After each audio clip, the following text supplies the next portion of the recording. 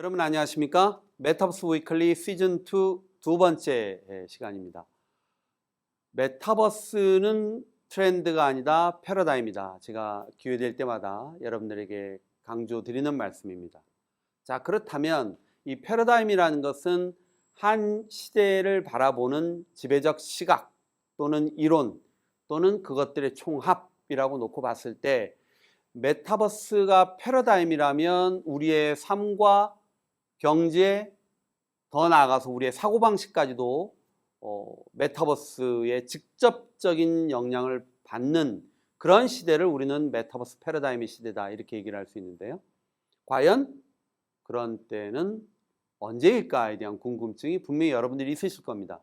지금 시작은 했지만 과연 우리가 얘기하는 현 교수가 얘기하는 메타버스 패러다임의 어떤 완성이랄까요? 실질적으로 현실 세계와 가상 세계가 완벽하게 융합되고 통합되는 세상은 언제쯤 올까에 대한 궁금증이 있으실 겁니다. 자, IT계의 자문 컨설팅 회사의 대표적인 회사 중에 하나인 가트너가 재미있는 보고서를 하나 내서 오늘 첫 순서로 소개를 해드릴까 합니다. 가트너는 2030년까지를 한 세 단계로 나눠서 메타버스 기술의 출현 단계, 그 다음에 진보 단계, 그리고 성숙 단계, 즉 emerging, advanced, 그리고 mature 이렇게 세 단계로 나눠서 진화할 것이다 이렇게 보고 있죠.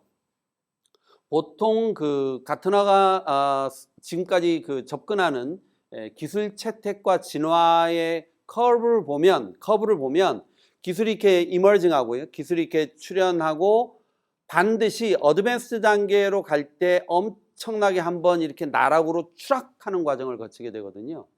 일종의 환멸의 골짜기로 한번 내리받고 그 다음에 이제 진화하면서 시장의 성숙 단계로 간다 이렇게 보통 우리가 얘기를 하는데, 이번에 나온 보고서에서는 환멸의 골짜기 부분은 빠지고 emerging, advanced, mature 이렇게 세 단계로 나눠서 메타버스의 출현 단계, 진보 단계, 성숙 단계 한 3단계로 나눠서 설명을 하고 있습니다.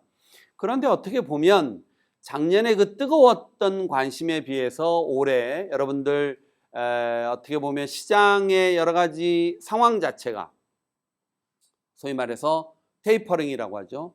풀었던 달러를 지금 걷어들이고 있고 이자는 올라가고 여러 가지 공급망의 위기에 끝나지 않는 이 코로나까지 전 세계 경제가 상당히 어려운 시기를 겪고 있잖아요.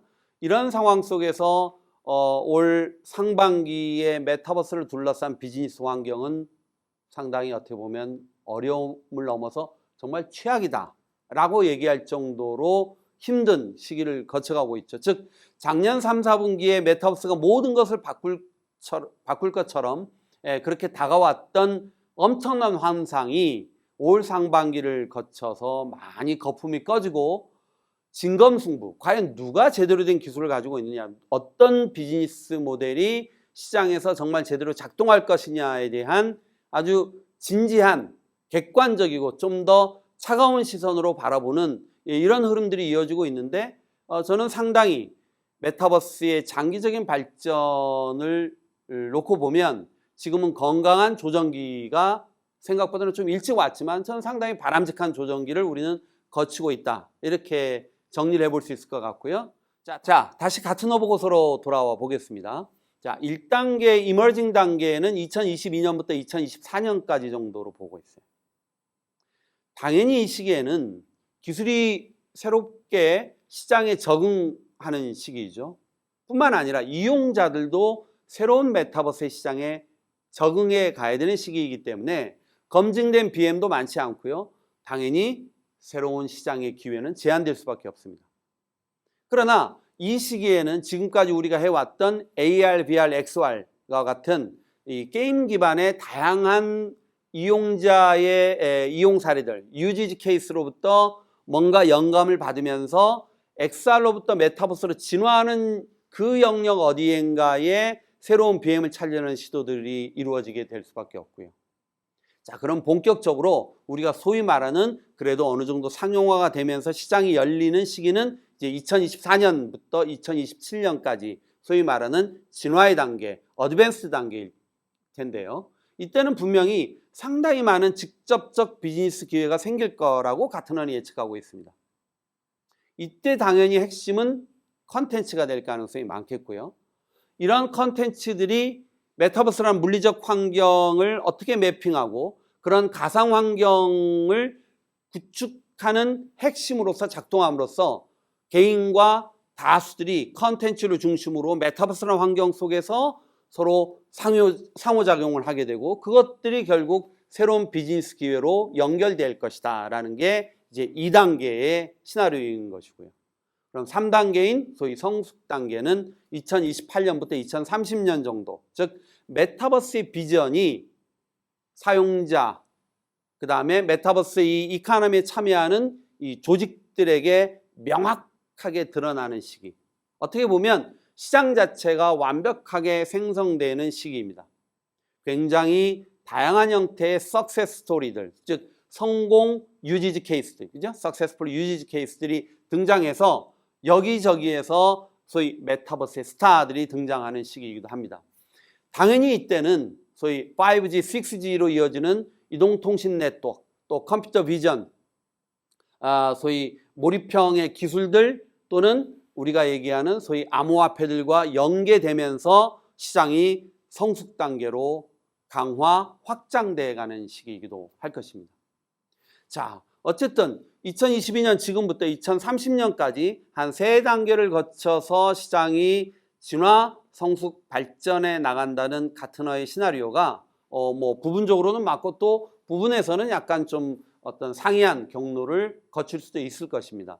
그러나 분명한 것은 지금 이 시장을 제대로 바라보는 이 시장의 리더들은 시작 시점이 바로 지금이다라는 부분에 있어서는 이견이 없다는 것이죠. 즉 어느 정도 시장이 성숙할 때 시장에 진입하겠다는 전략은 더 이상 시장에서 받아들여지기 어렵다라는 것은 우리가 이미 인터넷 혁명기를 거치면서 체득한 경험 아니겠습니까?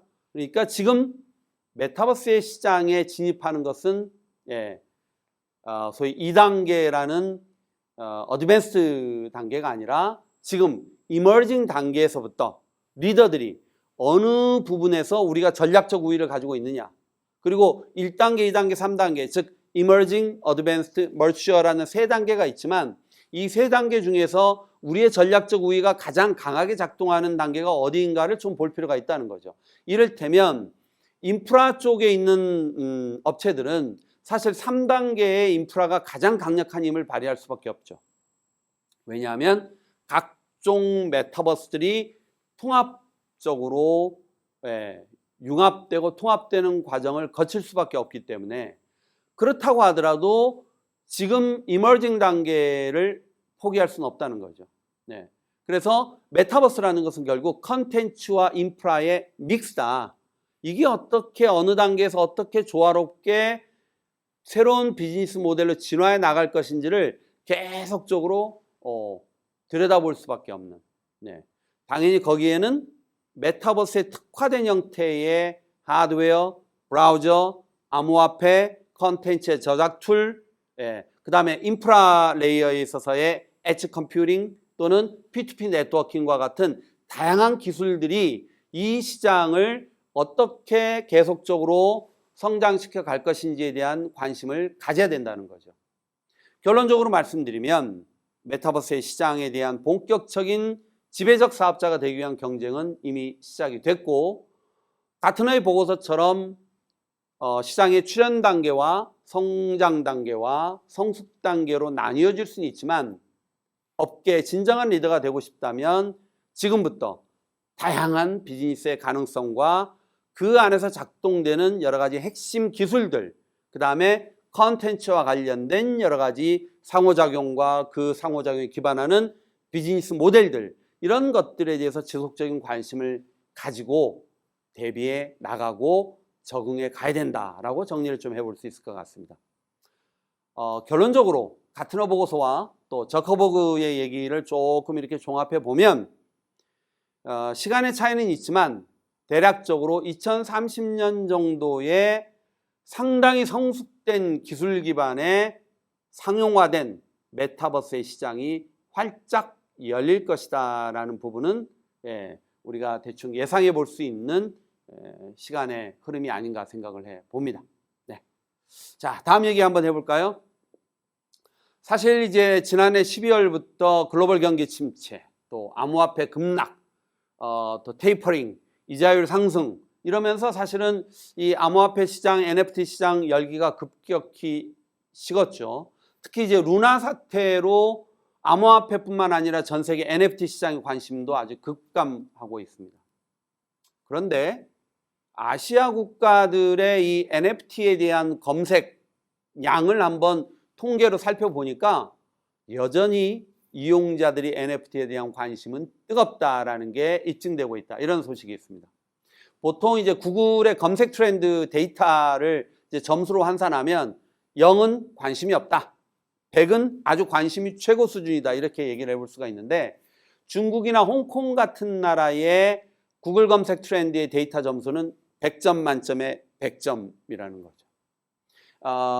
지금 시장 상황이 굉장히 안 좋고요. 특히 암호화폐나 NFT를 중심으로 한 시장은 거의 최악의 상황이라고 얘기할 수 있지만 이용자들은 여전히 그 시장에 대한 관심을 거둬들이고 있지 않다라는 겁니다.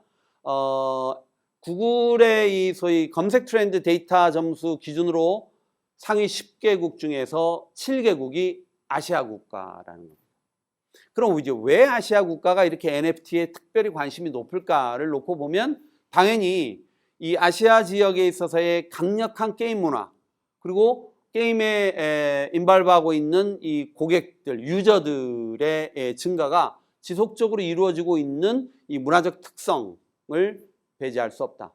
그렇기 때문에 이 게임 플랫폼과 NFT와 연동성, 소위 말해서 P2E, Play to Earn 또는 P&E, Play and Earn. 그게 뭐가 됐던 이 게임과 NFT의 연동으로 인한 이 BM은 여전히 시장 기대를 지금 한 몸에 받고 있다. 이렇게 우리가 정리를 해볼 수 있을 것 같고요. 아마 올해 이제 하반기를 거치면서 시장이 어느 정도 테이퍼링도 어느 정도 이제 완료가 되고 이자율 상승률도 어느 정도 가시권 안에 들어오기 시작을 하면서 게임 업계를 중심으로 해서 시장이 어쨌든 턴어라운드가 조금 이루어지기 시작을 하면 가상화폐 시장, NFT에 대한 시장들도 어느 정도는 좀 돌아서지 않을까라는 그런 조심스러운 예측을 해보게 되는데요. 그래서 아마 많은 유저들이 지금은 그렇지만 결국 이 시장은 갈 수밖에 없는 시장이다라는 기대를 여전히 가지고 있는 것이 아닌가 통계를 통해서 한번 확인을 해봤습니다. 네. 다음 소식 한번 또 들어가 보죠. NFT에 대한 관심이 여전히 뜨겁다라는 얘기에 이어서 만약에 여러분들이 미래 기업의 가치에 투자를 한다면 어떤 기업을 선정할까? 재밌는 리포트가 하나 있어서 또 소개를 해드리려고 합니다. 여러분들 뱅크 오브 아메리카 하면은 미국의 대표적인 은행이자 사실은 글로벌 투자 은행으로 유명하죠. 이 뱅크 오브 아메리카가 장기 투자 유망 종목 리스트를 이제 운영하고 있는데 아주 재밌게도 구글의 모회사인 알파벳을 빼고 대신에 요즘 굉장히 약세인 구 페이스북, 메타를 추가했다. 이런 소식입니다. 지금 사실은 어떻게 보면 페이스북이 메타로 사명을 바꾼 이후에 여전히 지금 힘들다라는 뉴스는 여러분들 아마 많이 보셨을 텐데 그래도 비교적 견조할 거라고 생각했던 알파벳을 빼고 미국의 대표적인 투자기관인 뱅크 오브 아메리카가 다시 페이스북인 메타를 집어넣었다라는 거죠. 이유가 뭘까요? 아마 두 가지 정도 이유가 있을 것 같습니다. 지금 현재 메타버스를 중심으로 해서 지금 메타, 소위 구 페이스북이 열심히 움직이고 있는 이런 흐름들이 어느 정도 시장에서 수익으로 연결될 때까지는 좀 시간이 걸릴 수밖에 없다. 그런데 현재의 소위 수익 모델은 과거에 비해서는 조금 좀 시들한 그런 현상들이 반영이 돼서 지금 주가가 많이 하락해 있는데 뱅크 오브 아메리카는 현재의 주가 수준이 거의 바닥이다. 그러니까 지금부터는 걷어들일 타임이다라고 이제 판단하는 것 같고요. 두 번째는 역시 장기 성장에 있어서 이 메타버스는 분명한 엔진임이 분명하다. 이런 확신을 가지고 있는 것이 아닌가. 그래서 충분히 메타가 지금 투자하고 있는 이 메타버스와 인공지능에서 성과가 반드시 날 것이다. 자, 그렇다면 지금 주가는 굉장히 최저가 수준이기 때문에 장기 투자 유망 종목에 메타를 포함시킨 것이 아닌가 이런 생각이 듭니다. 여러분들 지금 제일 처음에 가트너 보고서에서도 2030년에 소위 우리가 얘기하는 완벽한 상용화된 메타버스의 출현이라기보다는 완벽하게 상용화된 메타버스의 성숙 단계를 우리가 얘기를 했잖아요. 과연 2030년에 이 메타버스의 최고의 승자는 누가 될 것인가? 뱅크 오브 아메리카는 메타에 한 표를 던지고 있는 것 같습니다. 자, 다음 소식 한번 보겠습니다. 지금 사실은 루나 사태 이후에 전 세계 많은 국가들이 뭔가 이 암호화폐나 NFT와 관련된 이 소위 가상자산 또는 암호자산에 이 구체적인 규제책이 필요하다라는 부분에 있어서는 큰 이견이 없는 것 같습니다. 그러면 과연 이 시장을 이제 어떻게 우리가 규제 정비를 할 것이냐에 대한 부분인데요. 최근에 유럽연합이 아주 어떻게 보면 우리가 참고할 만한 구체적인 가이드라인을 제시해서 제가 오늘 좀 소개를 해드리려고 합니다. 유럽연합은 흔히 저희가 가상자산이라고 얘기하는 것을 암호자산이라고 소위 크립토 에셋이라고 해서 CA라고 명명을 하고 있고요. 이 크립토 에셋, 즉 암호자산 규제법을 제정하기로 했다라는 소식입니다. 일명 미카입니다. 미카, 즉 Market in Crypto Asset 해서 이 미카법이라고 미카 규제법이라고 얘기하게 되는 가상자산 또는 암호자산에 대한 규제법을 이제 제정하겠다는 거죠. 이번 미카 규제를 통해서 이유는 이 암호자산 보유자, 투자자들에 대한 보호를 강화하겠다. 그리고 암호자산 서비스 제공사, 보통 이걸 줄여서 크립토 에셋 서비스 프로바이더라고 해서 CASP라고 하는데요.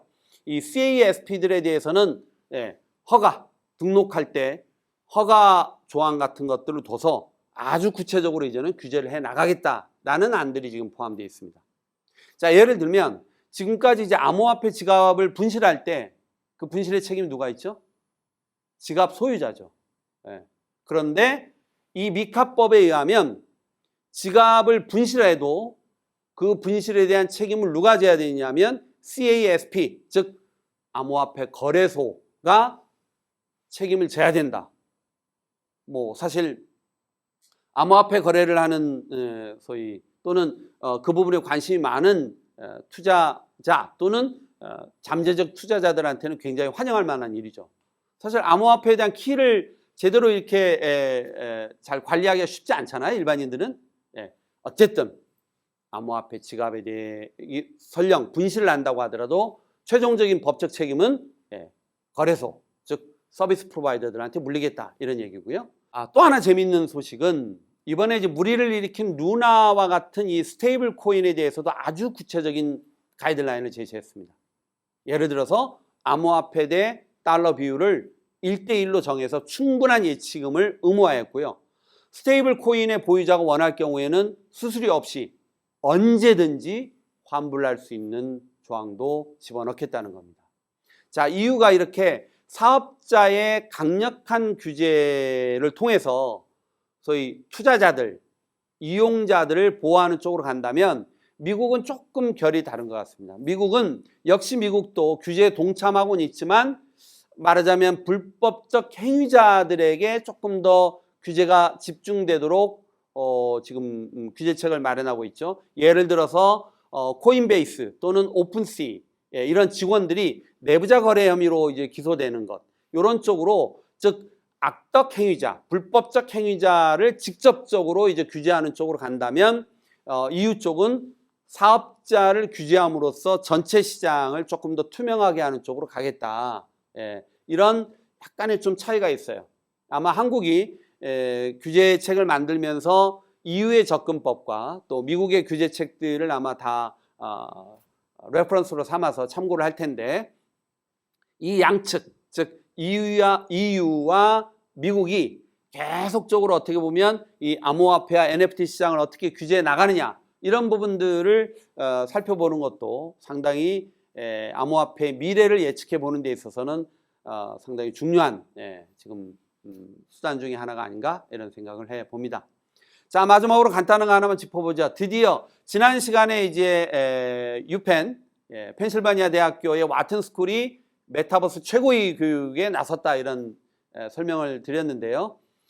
일본에서도 일본의 아주 보수 명문대죠. 도쿄대에서 이 메타버스를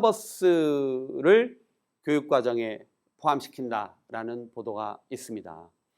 도쿄대에서는 재학생들에게 이 메타버스를 차용한 새로운 스타일의 학습을 제공하겠다 이런 거고요. 이런 메타버스 과정에는 가상학습 공간을 학생들 모두가 경험할 수 있게 할 뿐만 아니라 이러한 경험들을 중고등학생, 성인, 직장인 대상으로 확대해 나가는 이런 내용들이 좀 포함이 되어 있습니다. 지난 시간에도 말씀드렸지만 저희가 서강대학교 우리 메타버스 전문대학원이 석박사에 대한 전문 인력을 양성함은 물론 최종적인 의사결정을 하는 최고위 과정을 동시에 이제 저희가 운영을 하고 있는데요. 지금 도쿄대가 얘기한 것처럼 저희는 이러한 경험을 바탕으로 해서 조금 더 확장한다면 재직자 과정이라든지 경력 단절 여성 등 어떻게 보면 재취업을 희망하는 그런 층으로까지 저희의 교육적 어떻게 보면 성과들을 공유 확산하려는 계획도 가지고 있습니다. 시간이 지나면서 하나하나 구체화되는 소식 여러분들과 같이 공유하도록 하겠습니다. 자, 시즌2 두 번째 오늘 여기서 마치겠습니다. 대단히 감사합니다.